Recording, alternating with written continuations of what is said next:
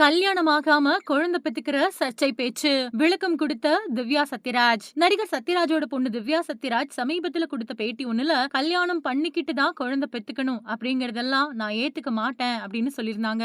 என்ன பொறுத்த வரைக்கும் கல்யாணம் பண்ணிக்காம ஒரே வீட்டுல வசிக்காம ரெண்டு பேரும் அவங்களோட வீட்டுல வசிச்சுக்கிட்டே இணைஞ்சு வாழ முடியும் அப்படின்னு சொல்லியிருந்தாங்க திவ்யா சத்யராஜ். இதுக்கப்புறமா பல பேரும் அவங்கள விமர்சிச்சு கருத்துக்களை தெரிவிச்சிட்டு வராங்க. இந்த நிலையில அதுக்கான விளக்கம் கொடுத்திருக்காங்க திவ்யா சத்யராஜ். நான் கொடுத்த பேட்டியில என்னோட கருத்துக்களை சந்தோஷமா சொன்னேன். ஆனா சில நேரம் தம்ப்லைன்ல வைக்கப்படக்கூடிய கேப்ஷன்கள் நான் சொல்ல வந்த கருத்தோட அர்த்தத்தை மாத்திடுது. நான் ஜட்ஜ்மெண்ட் ஆள் கிடையாது. எனக்கு மதம், கல்யாணம், ஜாதகம் மேல நம்பிக்கை கிடையாது. யாராவது சிங்கிளா இருக்க விரும்பி அதே சமயம் குழந்தை பெத்துக்க விரும்பினா அது அவங்களோட விருப்பம். அவங்க உறவினர்கள் சமூகத்தால விமர்சிக்கப்படாம அவங்களுக்கு பிடிச்ச மாதிரி வாழ்க்கைய வாழணும். வேற்றுமையில் ஒற்றுமைய நம்பக்கூடிய குடும்பம் எங்களோடது. நாம வித்தியாசங்களை ஏத்துக்கிட்டு ஒருத்தர் ஒருத்தர் கொண்டாடி அன்பை பரப்புவோம் அப்படின்னு விளக்கம் கொடுத்திருக்காங்க திவ்யா.